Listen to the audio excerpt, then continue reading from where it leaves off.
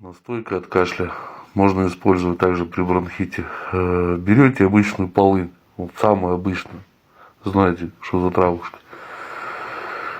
Берете центральный стебель, то есть вот сейчас она как раз высохла, можете выйти, найти, то есть полынь, или возьмите, как бы, когда по сезону засушите, берете центральный стебель, самый центр.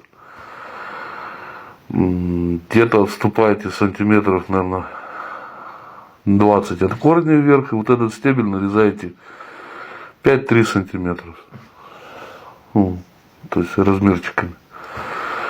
Загружаете все это, засыпаете, то есть в бутылку, грубо говоря, в бутылке, то есть в разброс, не надо, чтобы оно там плотно как-то было, ну вот в разброс насыпали, ну, 1/3 или половина вот бутылки. Заливаете все это водкой, самогонкой.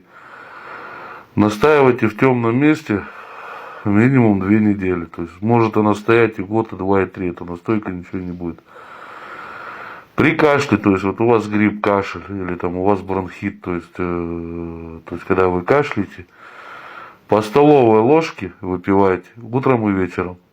Пьется, сразу говорю, противно, пьется она омерзительно, но у вас будет проходить кашель, то есть она и как отхаркивающая помогает, и лечит внутри, то есть.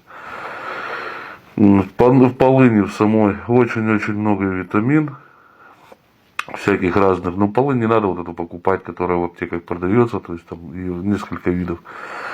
Обычная та, которая растет у вас на улице. Найти ее, я думаю, летом не составит труда, собирайте ее где-то лучше вообще в августе, когда вот она напиталась, набрала. Делайте настоечку, лечитесь. Мир вашему дому.